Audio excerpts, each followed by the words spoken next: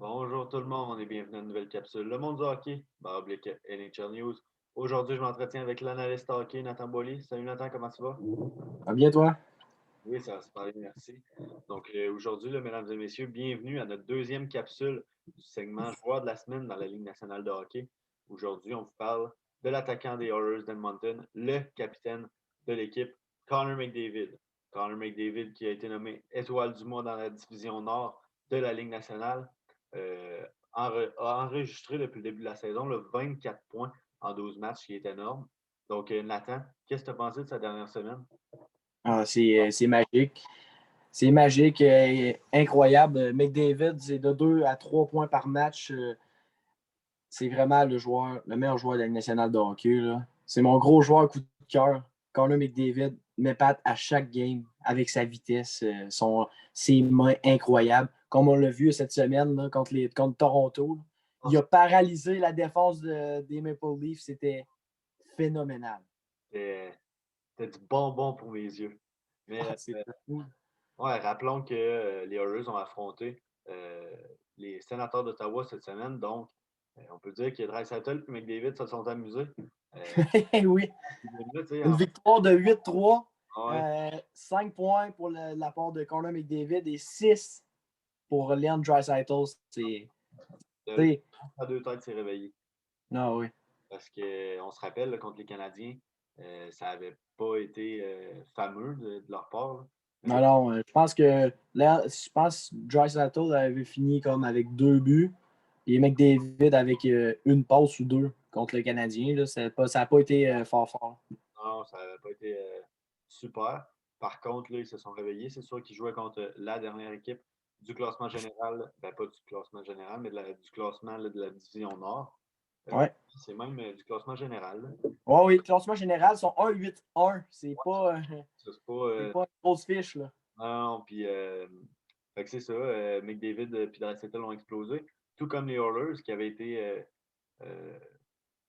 pas distants, mais endormis un peu. Là, Ouais, un début de saison assez lent. ouais, ils n'avaient pas scoré beaucoup de buts. Puis là, ils ont explosé contre les Senators.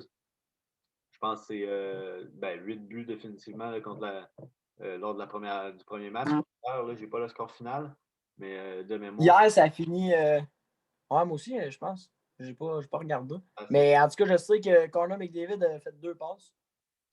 Ouais, je pense que ça a fini genre 5 ou 4-3. Là. En tout cas, Lan Draisaitl a fait tout qu'un but. un bon total de buts quand même là, pour les Horrors. Mais sinon, là, pas mal ça. McDavid, là, un joueur Ouais. à multiples talents. Il a des mains Qui incroyables. cesse de nous, Ouais. épater. Sérieux, là. Connor McDavid, là, il y a un radar et tout qui a été enregistré maintenant, au début de la saison, dans les premières parties. Lors de son premier tour du chapeau contre les Canucks, là, il y a un radar qui est parti lors de la sortie de zone en powerplay. Ah, Il remet ça à McDavid. 35 km/h. C'est incroyable. À et- quelle vitesse un joueur peut aller. Moi, je suis pas capable de comprendre ça. Là. c'est sûr que son coup de patin est incroyable.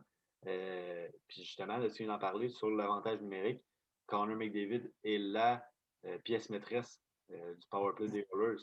Justement, sur l'entrée de zone, il y a à remettre en arrière McDavid justement pour qu'il puisse prendre son élan, Oui. qu'il puisse accélérer là, à 35 km/h.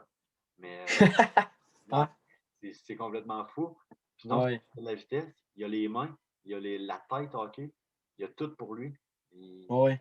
Il fait des, Un excellent passeur aussi. Là. fait Non des, seulement un bon scoreur, 16 passes. 8 buts, 16 passes. il fait des passes. C'est magique. C'est un magicien, ce gars-là. Fait que, ouais, non, pour vrai, McDavid, là, c'est un joueur à découvrir. Ben, pas à découvrir parce qu'on l'a déjà découvert, mais Ouais. un joueur qui va nous impressionner là, tout au long de sa carrière, je pense. Ouais. J'ai entendu aussi des animateurs, des analystes hockey RDS se dire que peut-être il franchira la barre des 100. Mais ça, je pense pas. 56 games, mais en tout cas, à date en tout partie, 24 points, donc un total de 2 points par partie. Si on accumule ça en 56 games, le 100 points peut-être serait franchi. 112 points. Ça serait exceptionnel. Par contre, je pense pas que ça va être comme ça tout au long de la saison. Oui, là, il a connu une excellente semaine. Le Connor McDavid, ça a été incroyable. Par Mais contre, c'est rare. Ouais. pas qu'un joueur peut connaître des semaines comme ça, là, semaine après semaine. Peut-être que je me trompe. En connaissant Connor McDavid, c'est rare les games qui n'ont pas de points. Non, ça c'est sûr. Puis j'espère me tromper parce qu'il est incroyable et ça serait hallucinant là, de vivre ça. Par contre, est-ce que je crois, puis est-ce que je miserais sur Connor McDavid pour qu'il franchisse la barre des 100 points? Non. Excuse-moi, mais OK. c'est 50 matchs. Je pense qu'en ce moment, il est sur une bonne séquence. Est-ce que ça va continuer? Je l'espère. Mais est-ce que j'y crois? Pas vraiment. Je pense pas qu'il peut. Je pense pas que 2 points par match là, pour lui pour le reste de la saison, c'est. Ouais. Moi, tu vois, je serais porté à dire le contraire. Ah ouais? Ben, Ouais. Ouais. Il franchirait la barre des 100 matchs, d'après moi. Des 100 matchs, oui. 100 points, excusez-moi. Comment ça? Ouais, avec une production de même, là, moi, je suis pas mal sûr. Là. À chaque année, c'est fou. Là. On parle de 1 à 2 points par game, là, Connor McDavid. Là. Avec ce rendement-là, je pense qu'avec un joueur comme lui, un bon leader, capable d'apporter autant de points sans qu'il se fasse blesser, évidemment, jusqu'à ce qu'il tape la barre des 100 points. Là. Ouais, c'est sûr. Là, hier, Ben, c'est 2 passes pour lui, 5 points. Ouais. Ouais, peut-être. Il pourrait peut-être le taper, là, honnêtement. Là. Ouais. Leon Draisaitl le suit toujours de proche aussi. Là. Ouais, Mais un duo intouchable, ça. ouais. Mais là, je veux parler d'une autre chose. Ouais. Le différentiel. Connor McDavid a 24 points depuis le début du match, depuis Zéro. la saison, puis un différentiel de +1. Plus 1, ouais, plus 1. Ben, C'est ça. J'avais vu hier, c'était 0. J'en revenais pas. non, ben, c'est ça. Il a fait le +1 hier. Ouais, c'est ça. Avant le match. Non, mais il faut croire que le temps de jeu qu'il a, c'est incroyable. Il est toujours sur la glace, tant pour les buts de son équipe que les buts contre son équipe. Là. Faut croire. Ben, c'est ça. Ça, c'est le problème des Oilers. Les Oilers, ils n'ont pas assez de profondeur en défensive. Ils n'ont pas de club à part ces deux joueurs-là. Moi, Là, avec la blessure de Clefbaum, qui était leur défenseur premier numéro 1. Là, ouais. Tyson Barrie, qui fait une bonne job oui. Il s'est repris. Un début de saison assez mollo, mais là, il s'est repris. Il commence à faire un peu plus de points. Ouais. Puis, mais définitivement, ça va être un point amélioré là, pour Connor McDavid, son jeu défensif. Tu ne peux pas faire 24 points en 12 matchs puis avoir un différentiel de +1. C'est complètement absurde. Il a fait son match contre Ottawa. Il a 5 points. Il finit à -1. Ouais, mais c'est ça. Dans notre tête, ça ne marche pas. Mais sûrement, comme on s'est dit, comme on s'est parlé, Christophe, il a sûrement fait une passe qui a été sur le banc après. Mais tu sais, comment? Il a fait ça 5 fois. Oui, c'est ça, c'est vrai. Mais pareil, on ne peut pas y enlever qu'il y a un côté défensif, c'est un joueur complet. C'est sûrement pas toujours de sa faute. C'est sûr qu'un joueur de hockey n'est jamais parfait. C'est sûr. Mais contre David, beaucoup d'erreurs en défensive, je pense pas. Non, tant que ça. Des erreurs.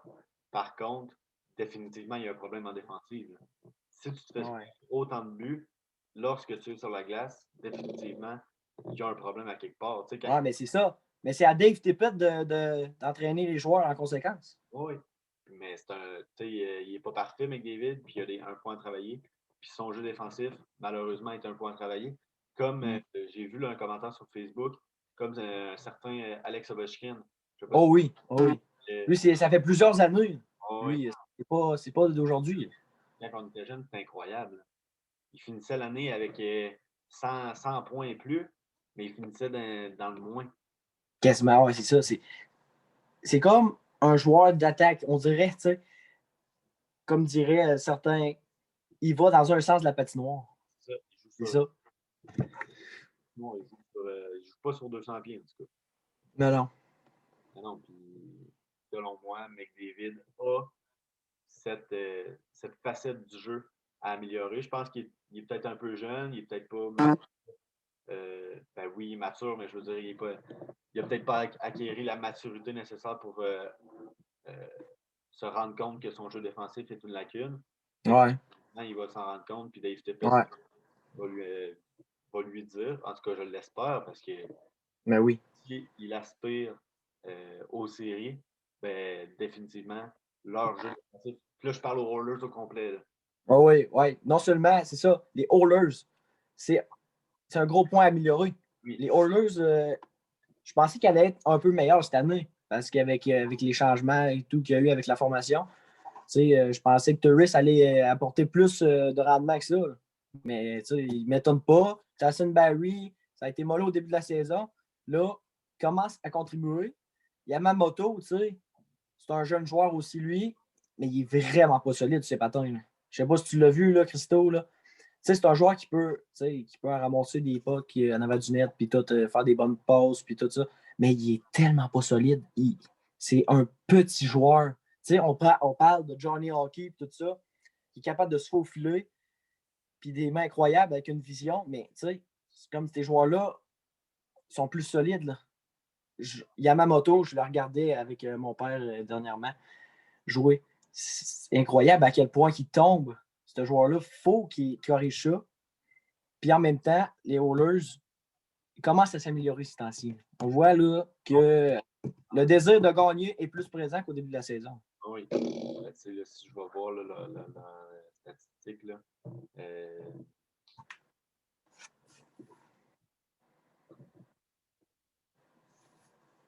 Ouais, leur fiche et tout. définitivement. Parce que, comme Christophe, Draisaitl, il est un plus.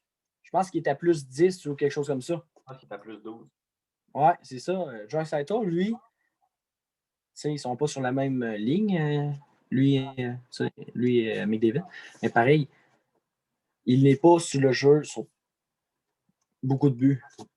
Connor McDavid, il est tellement utilisé que des fois, ben, il ne peut pas tout faire tout seul, pareil. Non, exactement. Exactement, c'est certain. En ce moment, les Oilers sont 4e de la division canadienne. Mm-hmm. Lors des 3 derniers matchs, c'est 3 victoires pour eux. Donc, sur une belle lancée, une victoire. Une bonne lancée. On va voir pour le reste. C'est qui? Il affronte qui prochainement? Les Flames. Les Flames qui sont un bon début de saison. Ils sont quand même solides. Ça, ils ont surpris le Canadien. Non seulement Mark Strom a été exceptionnel. 37 arrêts, mais le Canadien, c'est sûr que c'était pas leur meilleur game. Mais pareil, cette équipe-là, il peut surprendre là, les Flames. Oui. Au vrai, ils ont un bon début de saison, pareil. Je pense que leur jeu physique vient jouer grandement dans la tête des adversaires. Puis c'est ça qui a fait mal aux Canadiens en tant que tel parce qu'ils ne s'attendaient pas à une adversité aussi grande de la part des lors de leur deuxième match parce qu'ils ne l'avaient pas fait au premier match, comme j'ai dit. Puis là, je veux juste apporter une correction. Là. Les Oilers ont gagné 8-5 contre les Sénateurs le premier match et ont gagné 2 hier contre les Sénateurs encore une fois. Ils ont gagné comment hier? Hier, ça a fini 4-2. 4-2, OK. Ouais. Je vous rappelle, chers téléspectateurs, que les Sénateurs seront de passage au Centre Bell demain soir à 19h contre les Canadiens de Montréal. Manquez pas l'avant-match. Non. Les Canadiens là, qui vont tenter de gagner un 9e, 8e? C'est 8e. 8e match pour cette saison en temps de COVID. Justement, là, si on peut en parler là, un petit instant, c'est aucun encore dans la division canadienne, qui est quand même très... Ouais, incroyable. Là, on parle des Devils qui ont été touchés récemment. J'ai vu d'autres games reportés. Je pense que les Highlanders contre Buffalo. Je ne sais pas si une des deux équipes a été touchée par la COVID. Ouais, c'est Taylor Hall. Taylor Hall a été touché. Je ne sais pas ça part de qui. Mais je sais Ouais. que Taylor Hall a contracté la COVID. Et c'est justement, là, dans la division canadienne, il n'y a aucun cas encore dans les équipes, ce qui est très encourageant au niveau canadien. Ouais, c'est discipliné. On voit que les joueurs sont très disciplinés. Tu sais, que ça ne s'aventure pas à n'importe où. Comme on a eu un exemple avec les Capitals de Washington et Ovechkin. L'indiscipline, ça, c'était vraiment un manque de respect, selon moi. Là. Aller dans la chambre et tout, se rassembler, puis ils ont été touchés par la COVID aussi. Là. Ouais, exactement. Donc, je ne sais pas si tu avais d'autres choses à rajouter, Nathan, mais pour moi, ça serait pas mal tout. Ouais, moi aussi, je pense qu'on a fait le tour. Yes. Donc, je vous rappelle, mesdames et messieurs, Connor McDavid est à 24 points en 12 matchs pour l'instant. Peut-être frappera-t-il la barre des 100 points en 56 matchs cette saison. Mais qui sait, il peut arriver de quoi, une blessure soudaine ou peu importe. Par contre, là, on lui souhaite du plus profond de notre cœur. Donc, merci, mesdames et messieurs. Ne manquez pas notre avant-match demain soir, 18h30, en Facebook Live. Donc, passez une excellente fin de soirée.